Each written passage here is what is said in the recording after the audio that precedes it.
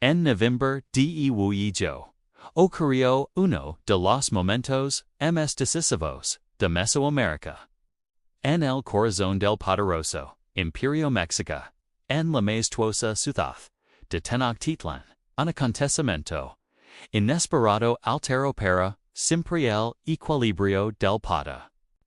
Un emperador que gobernaba sobre millones de personas, dueño de una autoridad política, militar y religiosa casi absoluta, terminó convertido en prisionero dentro de su propio palacio. Es emperador era Moctezuma II. Durante décadas, Tenochtitlan había sido el centro de un imperio que dominaba gran parte de lo que hoy es México. Construida sobre una isla en el lago de Texcoco, la ciudad era una maravilla urbana para su tiempos, palacios, mercados, de mercachas, y calzadas que conectaban la capital con el resto del valle. Para muchos pueblos de la región, el poder Mexica parecía indestructible. Moctezuma gobernaba desde el centro de sistema. Como Tatuani, no solo era el líder político del imperio, sino también su máxima autoridad militar y una figura profundamente ligada a la religión.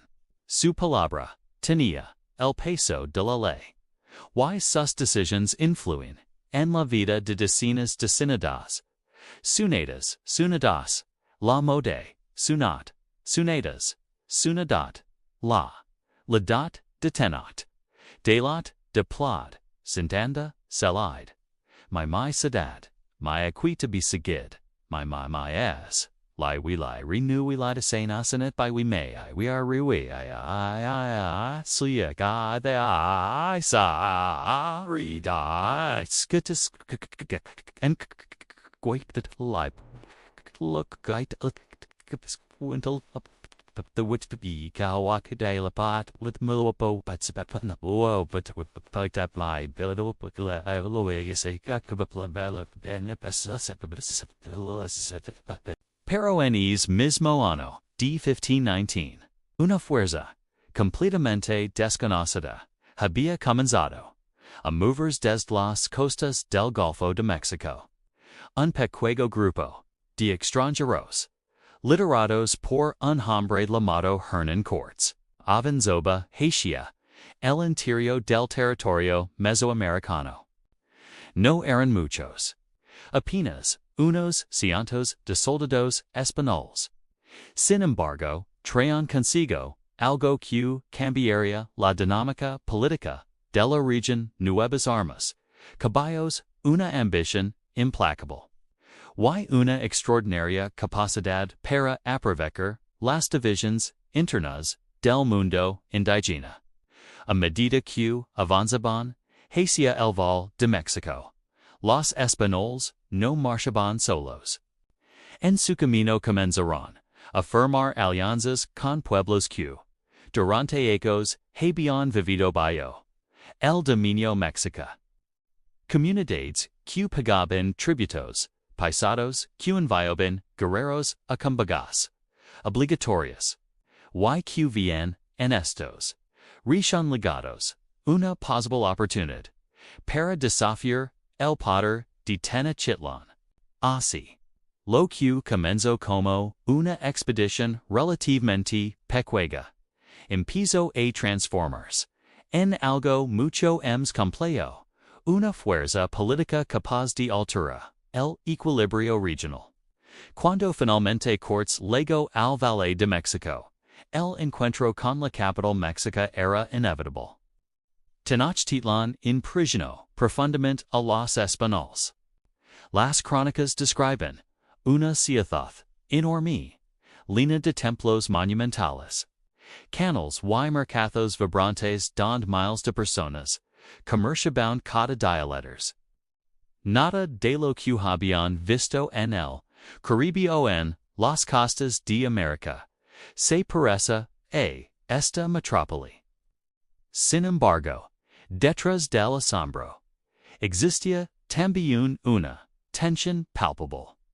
Moctezuma sabía que estos extranjeros no eran simples visitantes. Sus movimientos, sus alianzas y su determinación mostraban que representaban un nuevo tipo de amenaza. Pero enfrentarlos directamente dentro del valle podía provocar una guerra devastadora. La decisión que tomó el emperador fue arriscada. En lugar de atacar de inmediato, permitió que los españoles entraran en la ciudad. El 8 de noviembre de 1519, Hernán Cortés y sus hombres cruzaron las calzadas que conducen a Tenochtitlan.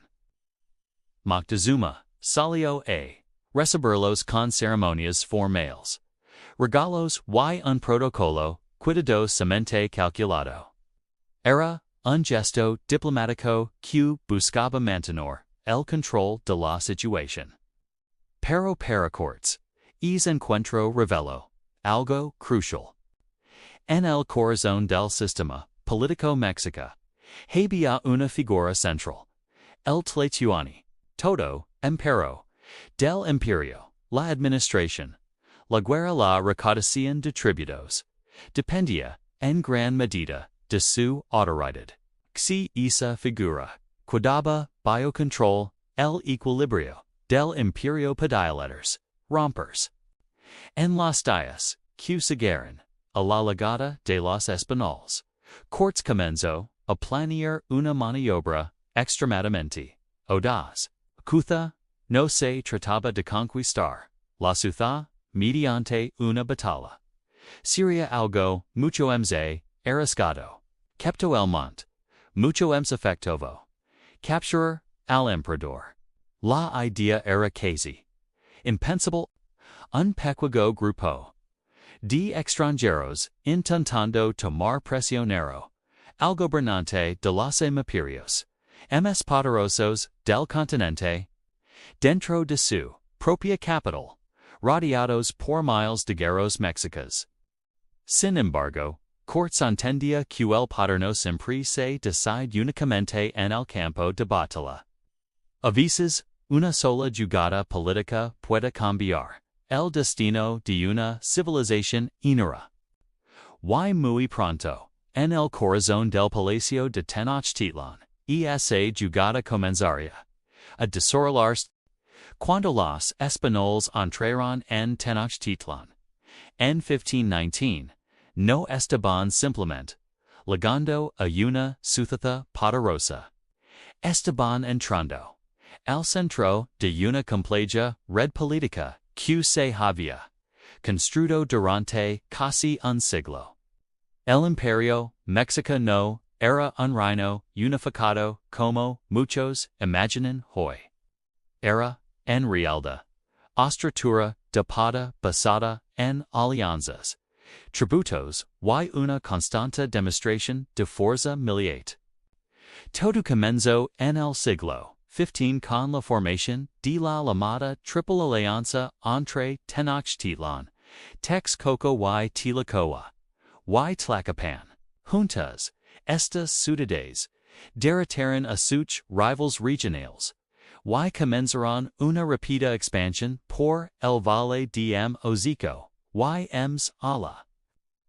Con cada nueva victoria militar, esas ciudades quedaban obligadas a pagar tributo al poder mexica. Ese tributo no era simbólico. Las ciudades, sometidas, debían enviar regularmente enormes cantidades de productos, cacao, algodón, plumas exóticas, jade, alimentos, armas y textiles. Estos bienes alimentaban la riqueza de Tenochtitlan y sostenían su impresionante aparato político y religioso, pero el imperio no se mantenía solo con riqueza. También se sostenía mediante el miedo.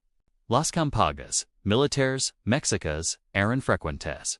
Los pueblos, sometidos, Sabian Q, qualquier, intento de rebelión, podia, provocar, y devastadora, respuesta, militar. Además, muchas, de estas, guerras, tenían, un componente ritual.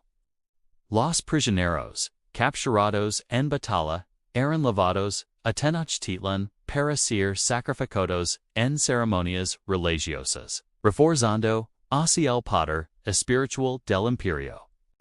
Para muchos pueblos de Mesoamérica, la autoridad Mexica no era vista como un gobierno legítimo legítimo, sino como una dominación impuesta por la fuerza. Tío Renato de Moctezuma II, el Imperio había alcanzado uno de sus momentos de mayor expansión. Sin embargo, es crecimiento también no había creado tensiones cada vez más profundas. Cuanto se extendía el dominio Mexica, más difícil se volvía mantener las ciudades tributarias, algunas regiones aceptaban el dominio de Tenochtitlan, porque les ofrecía protección o estabilidad política, pero otras lo soportaban únicamente por miedo. Entre estos pueblos se encontraban los tlaxcalitas. Tlaxcala era una región independiente rodeada por territorios aliados del Imperio Mexica. Durante años había resistido los intentos de conquista por parte de Tenochtitlan. Las guerras entre Mexicas y Tlaxcaltecas y el odio entre ambos pueblos era profundo. Cuando los españoles llegaron a estas tierras, al principio fueron recibidos como enemigos. Los Tlaxcaltecas combatían ferozmente contra ellos durante varios días. Sin embargo, después de comprender que aquellos extranjeros también eran enemigos de los mexicas, algo inesperado ocurrió. Los Tlaxcaltecas decidieron aliarse con Cortés. Esta decisión cambiaría completamente el equilibrio de poder en la región. A pronto, los españoles ya no eran simplemente un pequeño grupo de soldados extranjeros que contaban con miles de guerreros indígenas que conocen el territorio, las rutas comerciales y las debilidades del imperio. Para Cortés, esta alianza fue una oportunidad estratégica extraordinaria. Para los Tlaxcaltecas, en cambio, representaba algo más importante, la posibilidad de debilitar al poder que durante décadas había intentado someterlos, mientras tanto Moctezuma observaba con creciente preocupación las noticias que llegaban desde las fronteras de su imperio. En formas sobre extranjeros con armas desconocidas, animales gigantes que cargaban guerreros en sus espaldas, y alianzas inesperadas entre pueblos que antes eran enemigos. El emperador sabía que enfrentaba una situación sin precedentes. Sin embargo, dentro de la estructura política mexica existía un problema fundamental. Todo el sistema estaba altamente centralizado. Las decisiones importantes dependían del Tlatoani. Y cualquier error en ellas nivel podía tener consecuencias enormes. Moctezuma debía decidir entre varias opciones peligrosas. Podía atacar a los españoles antes de que llegaran al Valle de México, arriesgando una guerra abierta en territorios donde algunos pueblos ya estaban mostrando simpatía por los extranjeros. O podía permitir que entran a la capital bajo vigilancia, intentando controlar la situación desde el centro del imperio.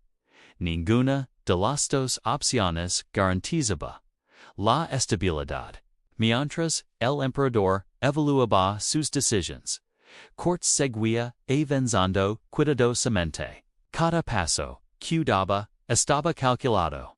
Para aumentar su influencia política y debilitar la autoridad Mexica.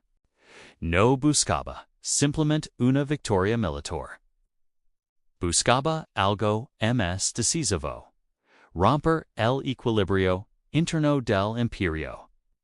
Porque se lograba alterar el centro del poder en Tenochtitlan. Todo el sistema que sostenía al imperio empezar a fracturarse desde dentro. Cuando Hernán Cortés y sus aliados finalmente entraron en Tenochtitlan, la situación política dentro de la ciudad era extremadamente delicada. Por un lado, Moctezuma intentaba mantener el control y evitar un conflicto directo dentro de la capital. Por otro, los españoles observaban cada detalle de la estructura de poder Mexica, buscando la oportunidad perfecta para actuar. Durante los primeros días, la convivencia fue tensa pero aparentemente pacífica. Los españoles fueron alojados en un amplio complejo político que alguna vez había pertenecido al padre de Moctezuma. Desde allí podían ver los templos, las plazas y el movimiento constante de la ciudad más grande que jamás habían encontrado en el continente. Pero Cortés no estaba allí como un visitante curioso. Cada conversación, cada reunión con Moctezuma y cada recorrido por la ciudad era también una oportunidad para entender cómo funcionaba el poder en el Imperio Mexica. Pronto, cuando claro que la autoridad del Tlatoani no era solo simbólica, su figura era el centro del sistema político. Los gobernantes de otras ciudades obedecían sus órdenes. Los guerreros luchaban bajo su liderazgo, y los sacerdotes legitimaban su autoridad como parte del orden sagrado. Para Cortés, aquello representaba una vulnerabilidad enorme. Si Moctezuma caía bajo su control, el imperio entero podría quedar paralizado. Sin embargo, capturar al emperador dentro de Tenochtitlan era una decisión extremadamente peligrosa. Los españoles eran cientos, rodeados por decenas de miles de habitantes mexicas. Cualquier era podría provocar una rebelión inmediata y una destrucción total de la expedición. Acuda oportunidad, luego, a través de un incidente ocurrido, lejos de la capital, en la costa del Golfo, donde los españoles habían dejado una pequeña guarnición en la ciudad de Veracruz. Un grupo de soldados fue atacado por guerreros indígenas relacionados con territorios bajo influencia mexica. El enfrentamiento murieron varias españolas. Cuando la noche se llegó a Tenochtitlan, Cortés vio en ella una oportunidad política. Convocó a Moctezuma y le informó que seguidas investigaciones. El ataque había sido organizado por funcionarios mexicas sin autorización española. Desde la perspectiva de Cortés, aquello era un acto de agresión contra la corona española. Cata noma. Moctezuma negó haber ordenado el ataque. Pero en ese momento el equilibrio de poder ya estaba cambiando. Cortés utilizó el incidente como justificación para exigir algo completamente inesperado. Moctezuma debía acompañar a los españoles y permanecer bajo su custodia hasta que se aclara la situación. La propuesta era, en realidad, una amenaza disfrazada de diplomacia. Los soldados españoles entraron al Palacio Imperial con sus armas listas. Moctezuma estaba rodeado por su court, sus nobles y sus guardias personales. Sin embargo, enis instanti critico, el emperador tomó una decisión que desconcertó incluso a algunos de sus propios. Sapito en lugar de ordenar un ataque inmediato contra los españoles, Moctezuma accedió a trasladarse al palacio donde se alojaba cortes. Oficialmente, seguía siendo el gobernante del Imperio. Pero en la práctica, se convirtió en un prisionero. La noticia se extendió rápidamente por la ciudad. Muchos nobles mexicas no podían creer lo que estaba ocurriendo. Aquel latoni, el representante máximo del poder Mexica, ahora vivía bajo vigilancia de extranjeros armados. Dentro de su propia capital, para cortes, la jugada había funcionado. Desde ese momento, comenzó a utilizar a Moctezuma como una herramienta política. El emperador emitía órdenes que los gobernados seguían obedeciendo, pero ahora esas decisiones estaban influenciadas por los españoles. En una ocasión, incluso fue obligado a declarar públicamente que el emperador español, Carlos V, era su nuevo soberano. Aquella afirmación tenía un enorme significado simbólico para los conquistadores, aunque para muchos nobles mexicas resultaba incomprensible. Mientras tanto, los soldados españoles reforzaban su posición dentro de la ciudad, instalaban artillería, organizaban guardias y mantenían siempre al emperador bajo estricta vigilancia. Pero aunque la situación parecía estable en la superficie, el ambiente dentro de Tenochtitlan a volverse cada vez más tenso. Los habitantes de la ciudad observaban con creciente inquietud como su gobernante ya no actuaba con la autoridad que había tenido. Durante años, las decisiones del emperador empezaban a parecer extrañas, influenciadas por la presencia de los extranjeros. Entre los guerreros, los sacerdotes, y la nobleza mexica comenzaba a crecer una pregunta peligrosa. Si el Tlatoani ya no gobernaba libremente quien tenía realmente el poder en Tenochtitlan, esa duda silenciosa al principio pronto se convertiría en el inicio de una crisis mucho más profunda dentro del corazón del Imperio.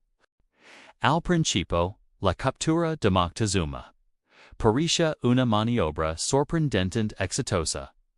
Para los españoles, el emperador seguía vivo, seguía emitiendo órdenes y al menos en el funcionamiento del Imperio continuaba desde el palacio, donde ahora residía bajo vigilancia. Moctezuma recibía a nobles mensajeros y funcionarios, como lo había hecho antes, pero algo fundamental había cambiado. Por primera vez en la historia del Imperio Mexica, el Tlatoani ya no tomaba letters. Cada decisión era observada. Cada movimiento estaba condicionado por la presencia constante de soldados. Almadu's cortes entendía perfectamente la importancia de mantener esa ilusión de normalidad. Mientras Moctezuma siguiera siendo reconocido como emperador. Los gobernadores regionales y las ciudades tributarias continuarían obedeciendo sus órdenes. Eso la permitía a los españoles ejercer un control indirecto sin necesidad de conquistar cada territorio. Sin embargo, esa estrategia también tenía un límite. Dentro de Tenochtitlan, muchos miembros miembros de la élite Mexica empezaban a notar la pérdida de autoridad del emperador. Los nobles, los sacerdotes, y los comandantes militares observaban con inquietud como Moctezuma, pereza cada vez más dependiente de los españoles. La situación se volvió en más delicada cuando los conquistadores comenzaron en asuntos religiosos. En el corazón de la ciudad se encontraba el templo mayor, el centro espiritual del mundo, Mexica. Allí se realizaban ceremonias fundamentales para mantener el equilibrio entre los dioses y los hombres. Para los mexicas, esos rituals no eran simples tradiciones, eran la base misma del orden cósmico. Para los españoles veían las cosas de manera muy diferente, a los sacrificios humanos y las prácticas religiosas mexicas eran una prueba de idolatría que debía ser erradicada. Cortés presionó a Moctezuma para permitir que una imagen cristiana fuera colocada dentro del recinto del templo, aunque el emperador intentó evitar una confrontación directa. Este tipo de intervenciones comenzaron a generar una profunda incomodidad entre los sacerdotes y los habitantes de la ciudad. Mientras tanto, otro problema se acercaba desde el exterior. El gobernador español de Cuba, Diego Velázquez, había enviado una expedición militar para arrestar a Cortés por haber desoído sus órdenes en aquellos. Esta nueva fuerza, liderada por Panfilo de Narváez, llegó a las costas del Golfo con cientos de soldados. Cortés comprendió que debía actuar rápidamente. Dio una parte de sus tropas en Tenochtitlan bajo el mando de Pedro de Alvarado, y salió de la ciudad para enfrentarse a Narváez. Tras un ataque nocturno sorprendente, logró derrotarlo y convencer a muchos de sus hombres de unirse a su propia expedición. Pero mientras Cortés estaba ausente, la tensión dentro de Tenochtitlan punto crítico. Durante una importante festividad religiosa conocida como Toxquetel, cientos de nobles y guerreros mexicas se reunían en el recinto ceremonial para participar en danzas y rituales tradicionales. Era uno de los eventos más importantes del calendario religioso. Pedro de Alvarado, que había quedado a cargo de los españoles en la ciudad, temía que la ceremonia pudiera convertirse en una conspiración contra ellos. Entonces tomó una decisión brutal.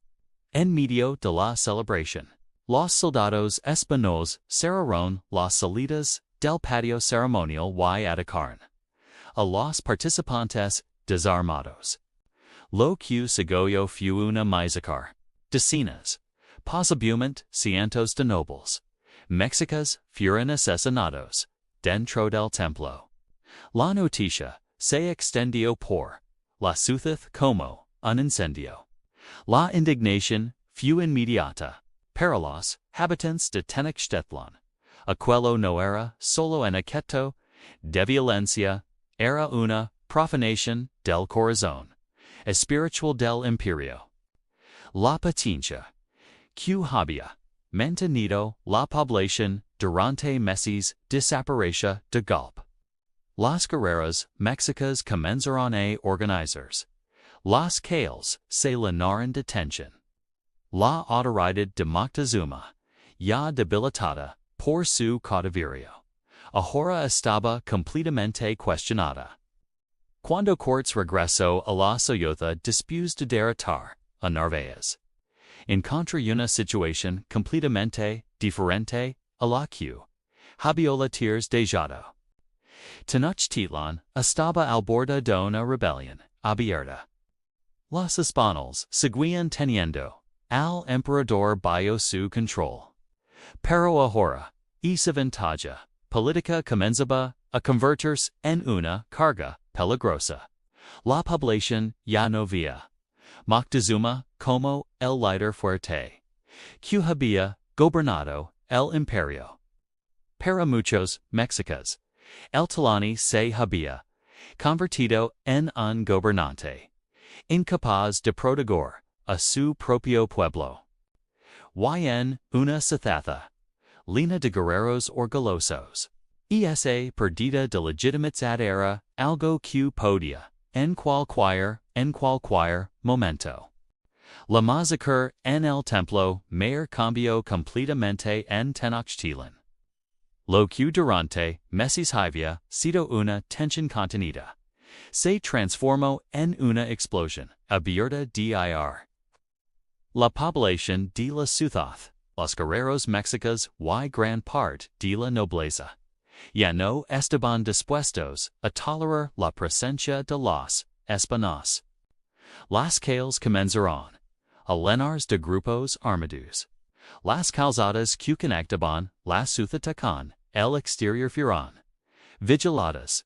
Las españoles que hasta ese momento se habían movido con cierta libertad dentro de Tenochtitlan, pronto se encontraron rodeados por una población cada vez más hostil. Cuando Hernán Cortés regresó, tras derrotar a la expedición de Narvaez, se dio cuenta de inmediato de que la situación había cambiado radicalmente. La estrategia de controlar el imperio a través de Moctezuma ya no funcionaba. El emperador seguía siendo prisionero pero su autoridad estaba profundamente dañada. Para intentar recuperar el control, Cortés tomó una decisión desesperada. Ordenó que Moctezuma hablara directamente con su pueblo para pedir calma. La esperanza era que la figura del tlani todavía tuviera suficiente respeto para evitar una rebelión total. Moctezuma fue llevado hasta una terraza del palacio, desde donde podía dirigirse a la multitud que se había reunido en la plaza. Desde abajo, miles de habitantes de Tenochtitlan observaban a su emperador. Pero algo era diferente. Durante años, Moctezuma había sido una figura casi sagrada, una autoridad indiscutible. Ahora lo habían acompañado por soldados extranjeros, vigilado y aparentemente incapaz de actuar con libertad. Cuando comenzó a hablar, intentando convencer a la población de que se retirara y evitara la violencia, la reacción fue inesperada.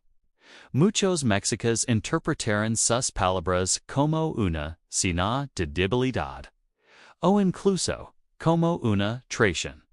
Para ellos el emperador ya no representaba la fuerza del imperio. La multitud comenzó a gritar. Algunos lanzaron piedras y proyectiles hacia el lugar donde se encontraba Moctezuma. Lo que ocurrió después sigue siendo objeto de debate entre los historiadores. Algunas crónicas afirman que una de esas piedras golpeó al emperador, causando heridas graves. Otras versiones sugieren que los propios españoles podían haber tenido responsabilidad en su muerte cuando decir útil para sus planes.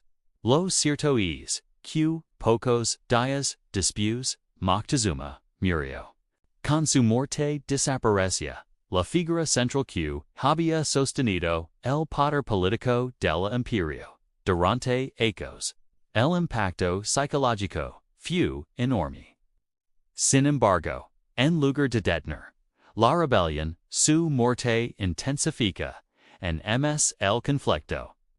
Los mexicas eligieron rápidamente a un nuevo líder, Cuitláhuac, hermano de Moctezuma y un experimentado, comandante militar.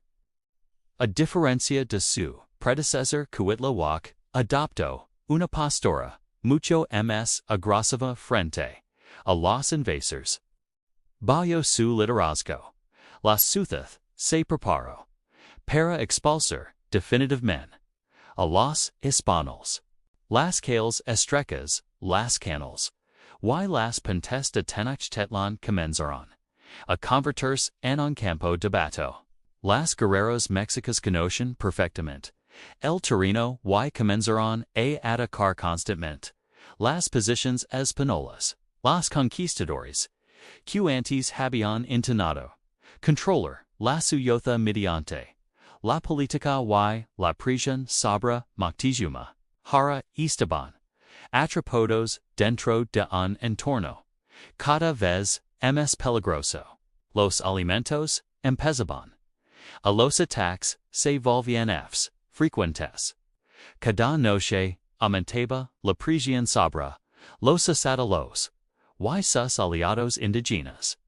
Finalmente Cortés tomó una decisión inevitable. Debían abandonar la ciudad. En la noche del 30 de junio de 1520, los españoles intentaron escapar de Tenochtitlan utilizando una de las calzadas que conectaban la isla con la tierra firme. Intentaban hacerlo en silencio, cargando consigo el oro y los tesoros que habían acumulado durante su estancia.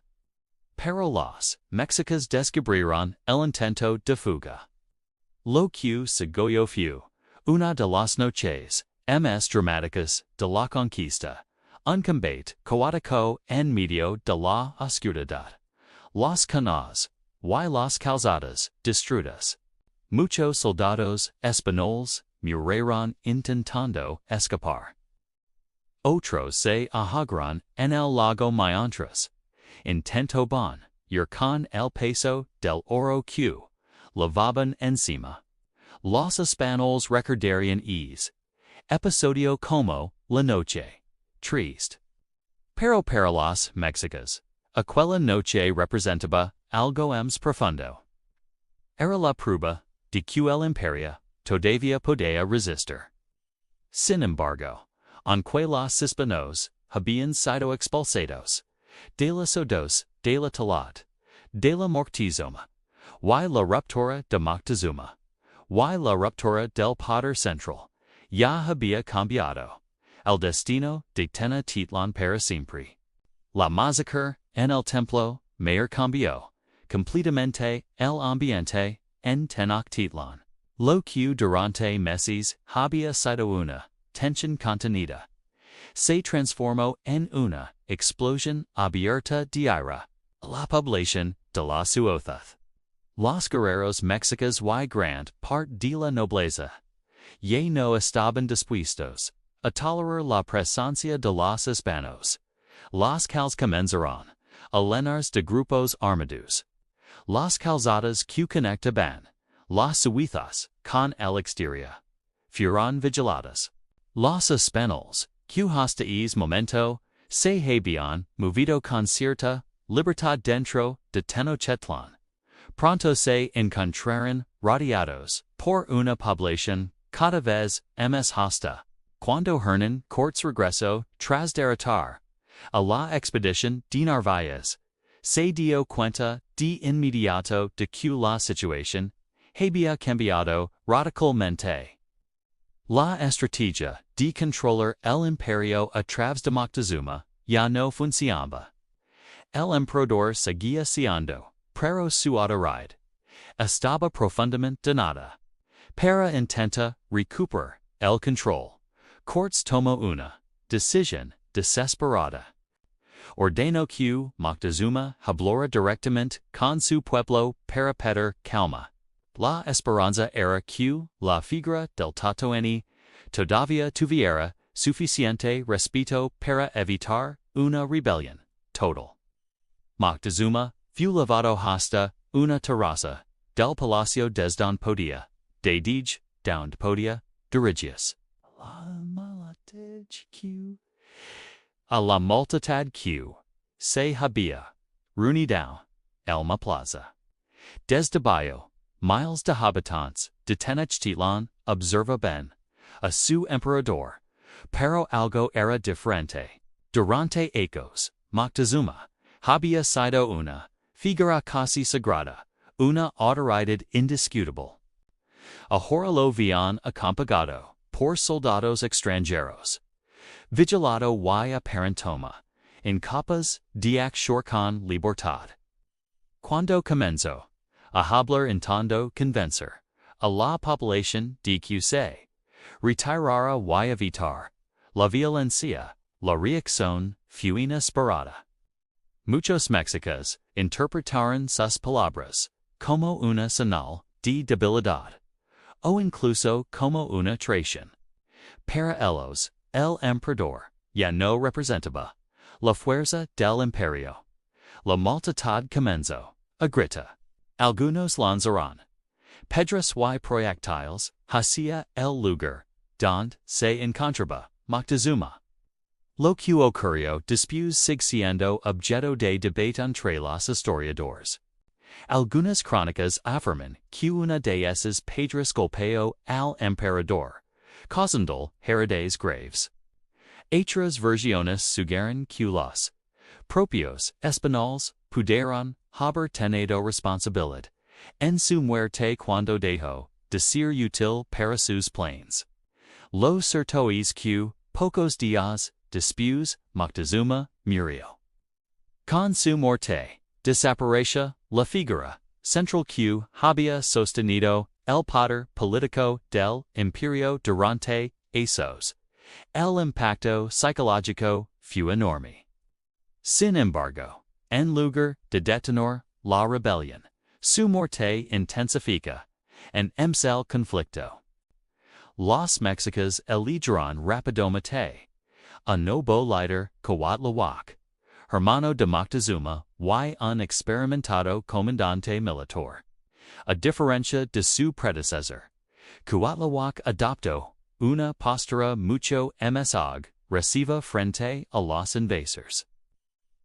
Su liderazgo la ciudad se preparó para expulsar definitivamente a los españoles, las calles estrechas, los canales y los puentes de Tenochtitlan comenzaron a convertirse en un campo de batalla. Los guerreros mexicas conocen perfectamente el terreno y comenzaron a atacar constantemente las posiciones españolas. Los conquistadores, que antes habían intentado controlar la ciudad mediante la política y la presión sobre Moctezuma, ahora estaban atrapados dentro de un entorno cada vez más peligroso. Los alimentos empezaban a escasear. Los ataques se volvían más frecuentes. Cada noche aumentaba la presión sobre los españoles y sus aliados indígenas. Finalmente, Cortés tomó una decisión inevitable. Debían abandonar la ciudad. En la noche del 22 de 1520, los españoles intentaron escapar de Tenochtitlan de noche de las una de las calzadas que conectaban la isla con la tierra firme. Intentaban echarlo en silencio, cargando consigo el oro y los tesoros que habían acumulado durante su estancia. Para los mexicas descubrieron el intento de fuga. Lo que siguió fue una de las noticias más dramáticas de la conquista, un combate caótico en medio de la oscuridad. Los canales y las calzadas destruidas. Muchos soldados españoles murieron intentando escapar.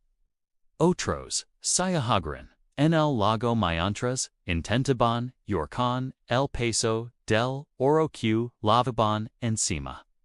Los españoles recordarían ese episodio como la noche triste, pero para los mexicas aquella noche representaba algo más profundo. Era la prueba de que el imperio todavía podía resistir. Sin embargo, aunque los españoles habían sido expulsados de la Sudos, Tura, de Moctezuma y la ruptura del poder central, ya había cambiado el destino de Tenochtitlan para siempre. La muerte de Moctezuma y la expulsión temporal de los españoles durante la llamada Noche Triste parecían, por un breve momento, una victoria para Tenochtitlan. Los invasores habían huido en medio del caos, dejando atrás cadáveres, armas y parte del tesoro que habían acumulado.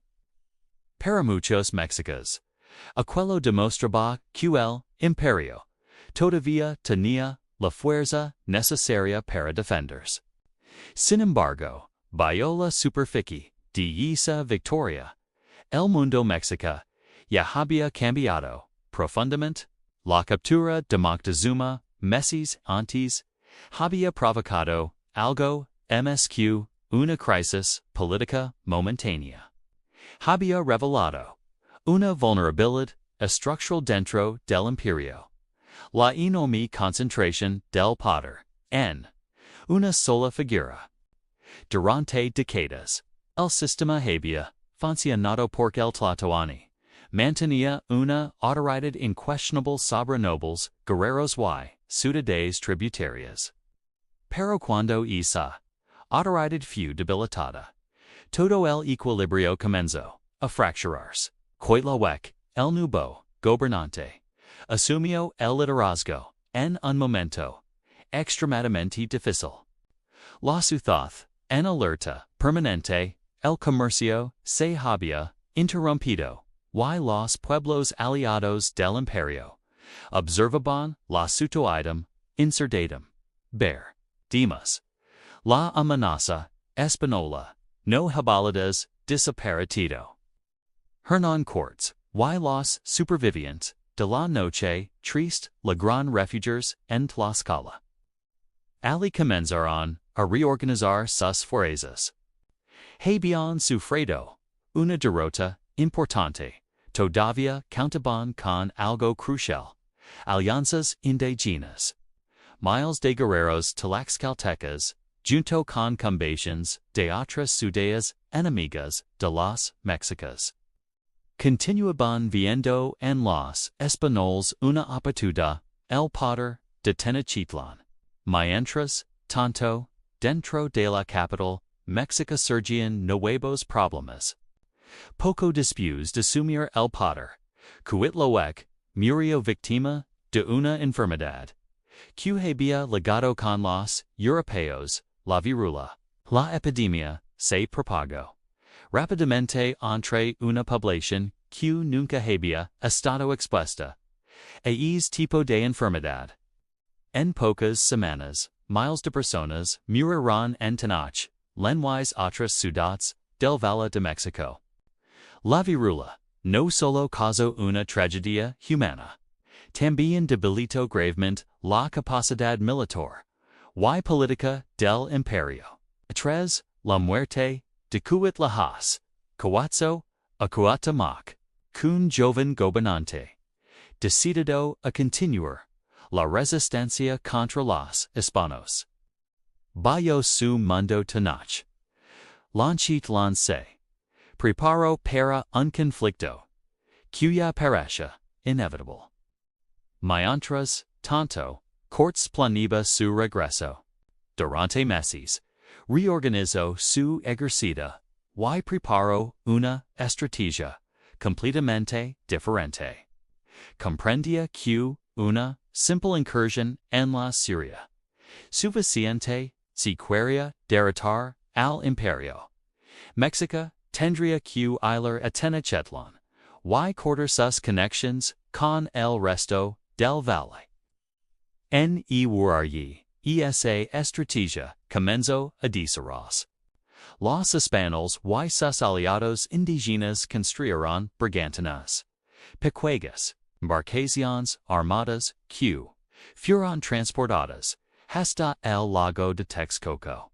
Con ellas podían controlar las aguas alrededor de la ciudad, algo que las Mexicas nunca habían enfrentado antes. Al mismo tiempo, las fuerzas aliadas comenzaron a atacar las ciudades que apoyaban a Tenochtitlan, debilitando lentamente su red de aliados. El resultado fue un largo y brutal sitio. Durante meses, Tenochtitlan fue atacada desde las calzadas y desde el lago. Los combates se desarrollaban casa, canal por canal. Los habitantes de la ciudad resistieron con una determinación extraordinaria, pero la falta de alimentos, las enfermedades y el aislamiento comenzaron a pasar factura. Finalmente, en agosto de 1521, la resistencia llegó a su límite. Cuauhtémoc fue capturado mientras intentaba escapar por el lago. Y la gran ciudad de Tenochtitlan cayó en manos de los conquistadores y sus aliados. Sin embargo, cuando los historiadores miran hacia atrás para entender cómo fue posible la caída de uno de los imperios más poderosos de América,